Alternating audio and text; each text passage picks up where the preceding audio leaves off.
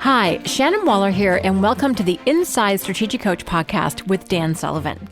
Dan, you and I were just talking about the difference between being a consumer and being a creator, and you made some phenomenal distinctions, which we certainly notice in the terms of the program. I also notice it in my own behavior when I'm being a consumer versus being a creator.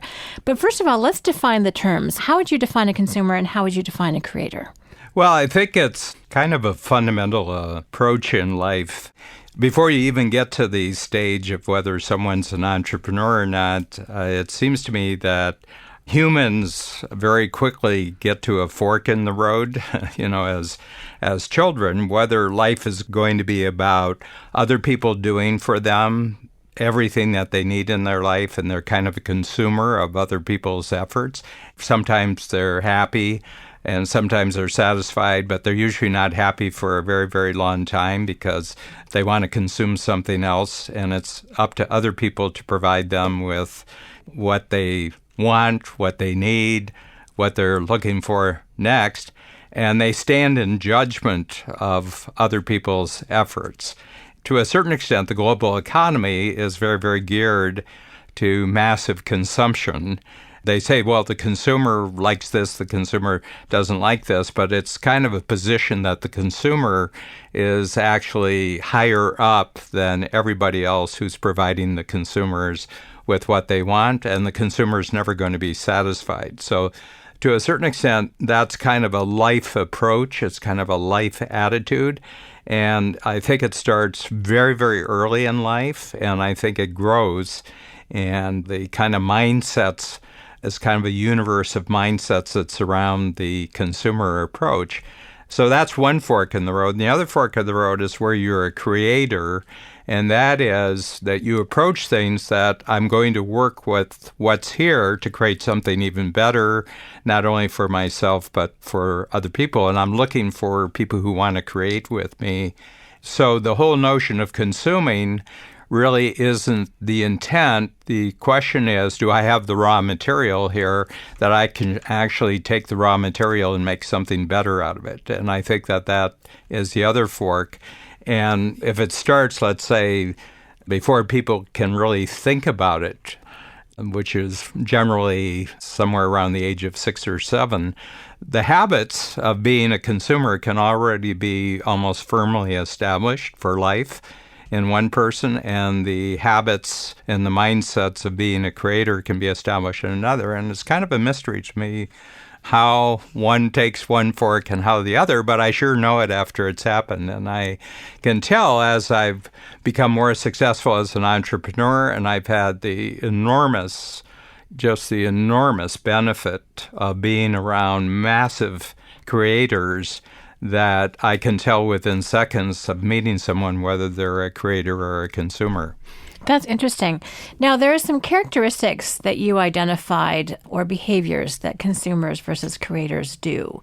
So can you contrast those for us? Because I think it's really kind of interesting. Yeah, well, I think that, first of all, the consumer develops a very judgmental attitude, not just towards particular activities, but just about everything in their life. And they're very judgmental, usually about that what other people are doing is not sufficient. So they're never quite satisfied. So the critical attitude, judgmental attitude, is that they're critics of other people's activities and other people's contributions or offerings.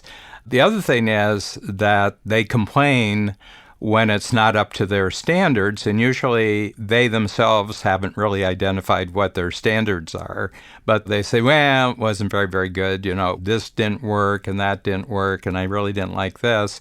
And number 3 is that they tend to shift blame, that the bad experience doesn't have anything to do with them. It's strictly the work of other people. So I would say criticize, complain, and blame are probably very prominent mindsets that accompany being a consumer. Okay. And the other aspect about it, which is very crucial here, it's very short term. Okay. And super consumers really operate within 24-hour frameworks. A day was either a good day or a bad day, depending upon how well other people serve them during that day. And they could be in relationship with someone else. And it's how well the other person tended to their needs during that day and, the community that they live in, the general feel for how the world is going. And they have enormous amount of judgments about how the world's going.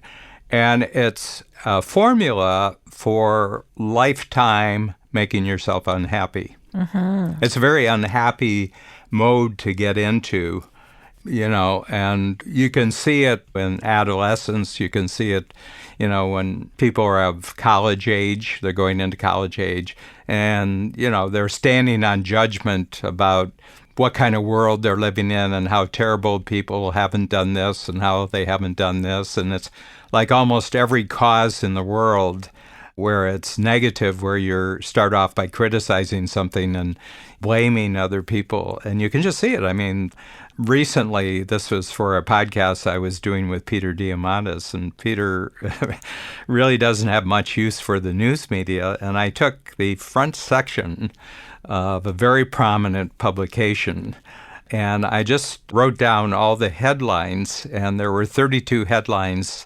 in, like 16 pages of articles, and 31 of them were framed in a negative, critical, complaining, blaming sense. Yeah. And yet, if you read the article, you could just as easily have pulled out something really positive and saying, well, we're at this stage and there's been enormous improvement and we've got these things to work on yet. And that would be the creative. So as a creator, and I really consciously work every day that I'm a creator and not a consumer, I can flip anything. I can take anything and sort of say, well, we've got this to start with, so this is raw material, and if we rearrange this, then we can go there. And I wonder who I can collaborate with and whose capabilities I can access to make this into a better situation. I think that is fundamentally in our world right now not hidden anymore, because I think people who were creators for a long time didn't have a lot of opportunity to create, and they didn't have a lot of resources to actually create. They were very creative, and they did what they could with the people they knew and the local situation they are. But now we're kind of at breakout stage for creators in the world. And you can see it's starting to show up politically that those who really, really want to create now are finding ways of doing it, and the complainers, blamers, and criticizers are getting more freaked out by the new things that are being created, and they don't have any say over this. They're starting to feel bypassed. And I think that's what happens, is that you can control people through criticism, complaint, and blame if they take your comments seriously. But if you just ignore their comments and you just say, well, that's an interesting complaint. That's interesting. I can build that in. We'll flip that and we'll make that good and we'll do this. And so my sense is that this is probably constant in the world. My sense is that the proportion between consumers and increasingly negative view towards life is probably constant in the population, and the number of creators is probably constant too. But I do have a choice who I want to spend my time with. And that's why I became an entrepreneur, number one. And number two, that's why I've focused my life on coaching entrepreneurs, because one of the enormous benefits for me and also for you, Shannon, and for everybody who works at Strategic Coach, our daily lives are surrounded by extraordinarily positive creators, and the numbers keep growing. I think that's one of the things that first struck me, Dan, when I joined Coach in 1991, is just how open, gregarious, friendly. When I met my very first Strategic Coach group, I thought everyone knew each other already. And then literally one guy stuck out his hand and said, "Hey, I'm Bob. Who are you?" I was like, oh my gosh, I thought you guys knew each other already. And it was fascinating because they were just into creating relationships, seeing if there's opportunity. They were giving. And in the environment that we were in, we had a lot of trainings happening. This is actually even before I joined Coach. Everyone else would come in and they'd find their seat and they wouldn't talk to anybody. And it was a completely different characteristic compared to Strategic Coach groups, which was kind of amazing. You also have 3 characteristics that you identified for creators. So just so we have this fun compare and contrast Well, I think the big thing is that you're a contributor, so that when you approach any situation, your first thought is, I wonder what I can contribute to this situation. I've got skills, I've got knowledge, I've got thoughts about things that work and things that don't work, and I'm just going to contribute this. I've done a previous set of podcasts on my Army career when I was, drafted right at the start of the Vietnam War in 1965, and I made an absolute switch in my mind the moment I got my draft notice that, okay, well, this kind of plans out my next 2 years, because it was a 2-year obligation in those days. And I said, these are not going to be 2 wasted years. And what I hit on right away, wherever I was in the Army, I would just see who I could contribute to and what I could contribute in any situation I was, which actually broke the number one rule that you're told when you're in the Army: don't volunteer for anything. And I said, well, what if you just did the opposite and you volunteered for everything? And I just had I have to tell you, I had a glorious Army career. I grew a lot. I did all sorts of interesting things. I got all sorts of special treatment simply because I was so contributing. And that was kind of like the worst circumstances. It was a unpopular war. There was a danger you were going to end up in deadly situations and everything. I said, if I avoid getting killed, it's all going to be because of my mindset, and that there is not going to be any boredom. There's not going to be anything about my time in the Army. I'm going to have a great time. That's fabulous. So that's the big thing. And I think the other thing is collaboration, is that you immediately size up who's available for you in every situation. I said, I bet I can be useful to that person and they can be useful to me, and that I can continually expand that collaboration while I'm here. I have to tell you, virtually every period of my life, so the 3 or 4 major shifts, while I had basic training in Fort Knox in the middle of summer, hot, humid, and everything else.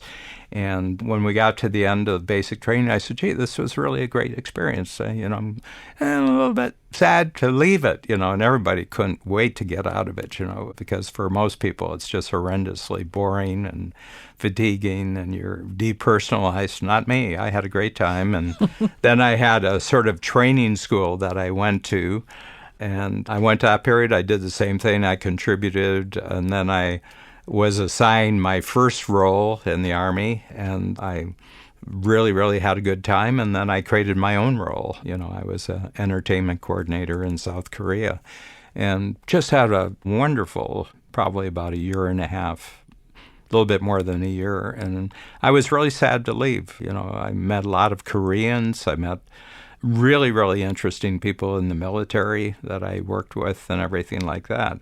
But that really was a 20-year growth that had really started when I was born, the 5th child in a big family. And I said, boy, all the ways you get respect around here are already taken by other people. I'm going to have to create. So I found really useful things to do for my parents and around the house, and for my siblings to the degree that I could. And thankfully, I just kind of came aboard with that particular mindset. And my feeling is that I've identified that as we've gone along. That's a pure entrepreneurial. In other words, the original definition of an entrepreneur that is to the point about what's going on today is by a French philosopher, kind of an economist philosopher in 1804. His name's Jean-Baptiste Say, and he was a great student of Adam Smith, who wrote the key book defining that capitalism is the division of labor, and that what you want to do is be really, really good at what you're doing, and then combine it with what other people are really doing. And this works for individuals, it works for groups, it works for communities, and it works for countries.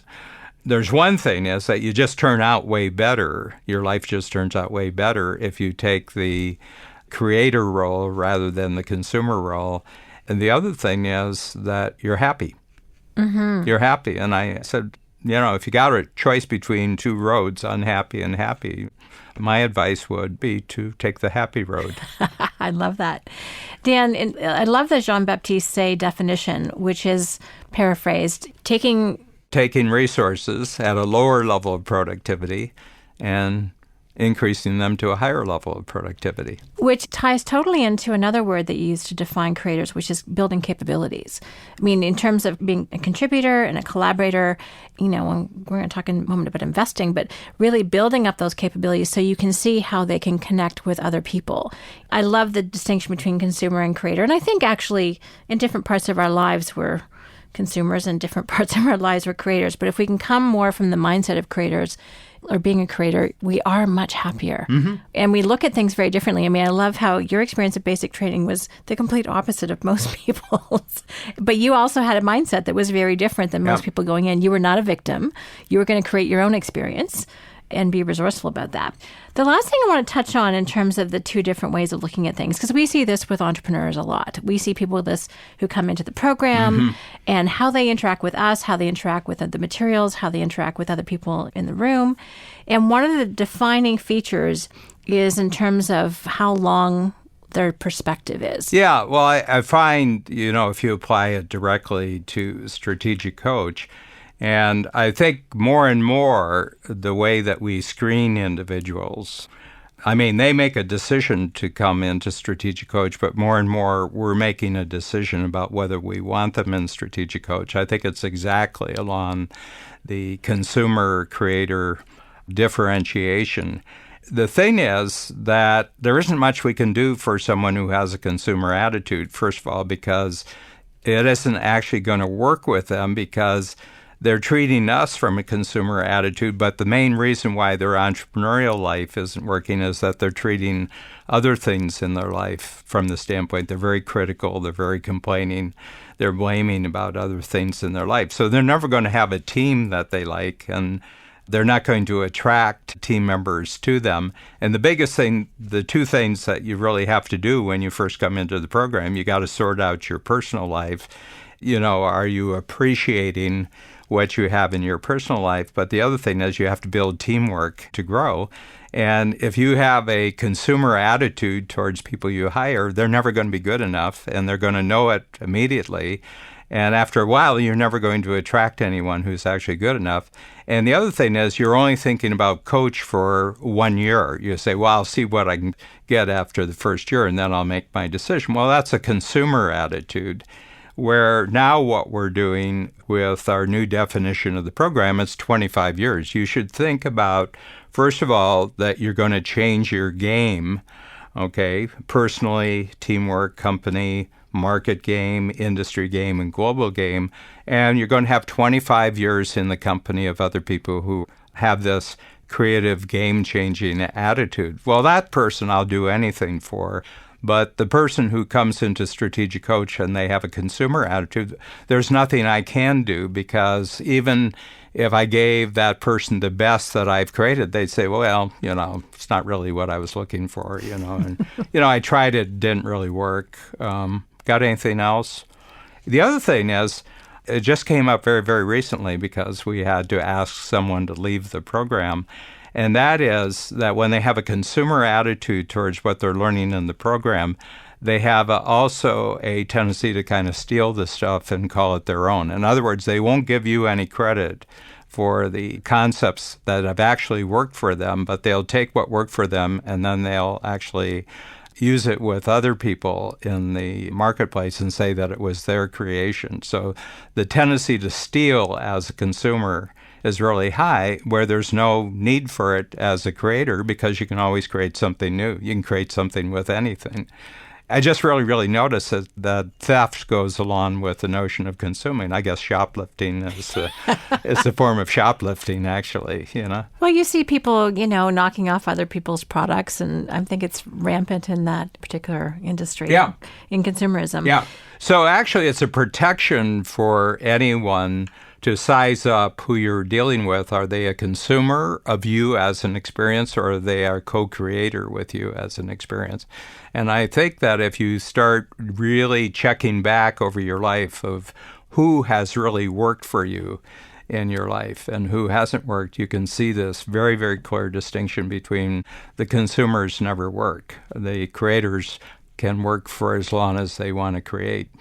It's interesting. One last final point for me, because I'm very attuned to this with teamwork. I mean, I've heard about all the entrepreneurs who treat their team members as costs rather than investment, which is another distinction in this mindset. But I've also seen team leaders who do this as well. And the people who are a wrong fit for an entrepreneurial company are people with that consumer mindset. They're not contributing. They're there to build their own little territory, not to contribute to the overall whole. They're there to get status for themselves, not for their teams. So it does harm, and if people are having trouble growing, it's why I wrote multiplication by subtraction. Because extracting that type of person from your company and suggesting they go find somewhere else in the marketplace to be actually will help your whole company put it back on that creator path and be much healthier as a result. So I think this is something that we all need to pay attention to with ourselves, with our teams, with our companies, because it impacts our success overall. Yeah. And, just 3 little tips on people to kind of take what you've heard on this podcast. And I said, first of all, check yourself out. I mean, is your tendency to complain, criticize, and blame, or is your tendency to say, hey, what do we have available here that we can actually grow? And are there people here I can collaborate in creating something bigger and better than we've had before? And how do I want my best capabilities to actually grow by using contribution and collaboration with other people? And check out, first of all, whether you are actually that kind of person, and then use your own understanding of your self-creation and not being a consumer to check out other people when you meet them. And don't go down the road with somebody who's a consumer, constantly look out. And if you are a creator, you'll find other creators. If you are a consumer, you'll find other consumers. They flock together. Different species, but each species flocks together. And I would say the third thing about that is that if you are a creator, it's very easy to think in terms of 25 years growth. If you are a consumer, it's very hard to think about this day's dissatisfaction with the world. Dan, I really appreciate this conversation because, as you know, it was inspired by something that was driving me crazy. So I love it. I love articulating this mindset. And I really love the action steps because I know it's something I can do for myself. And just being an entrepreneur does not guarantee that you have a creator mindset. And I think you've given enormous direction. So thank you very much. Thank you, Shannon.